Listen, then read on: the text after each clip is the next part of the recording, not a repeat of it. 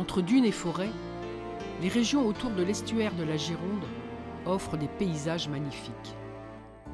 Mais pour les bateaux et navires naviguant en ces lieux, la zone a toujours été dangereuse à cause des courants et des bancs de sable qui ont malheureusement causé de nombreux naufrages. Pour sécuriser la navigation, de nombreux phares et feux jalonnent le territoire depuis très longtemps. Le plus emblématique de tous est sans nul doute le phare de Cordouan en plein milieu de l'estuaire. Mais son efficacité ne serait pas ce qu'elle est sans sa complémentarité avec le phare de la Coubre, construit au nord de l'estuaire sur la commune de la Tremblade, dans le département de Charente-Maritime. Ce phare rouge et blanc, de 64 mètres de haut, mis en service en 1905, est le 5e plus haut phare de France métropolitaine. Sa lentille tournante et son faisceau lumineux, fait de 2 éclats toutes les 10 secondes, sont visibles à 52 km à la ronde. Avec un peu d'imagination, on croirait voir la fusée de Tintin prête à décoller.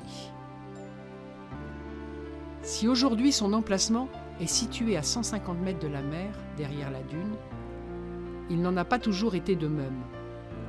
Il y a 120 ans, lors de sa construction, il était même à 1,8 km de la côte, venant remplacer un premier phare en pierre, construit en 1895 à 1,5 km de la côte, qui lui-même succédait à un premier phare en bois créé en 1860.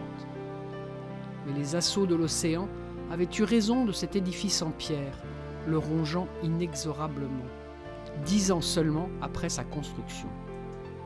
De ce premier ouvrage ne subsiste que la coupole en cuivre qui a été installée sur celui que l'on dénomme le géant de la Tremblade. Combien de temps résistera encore cette tour plus que centenaire qu'est le phare de la Coubre face au recul du trait de côte? Nul ne le sait.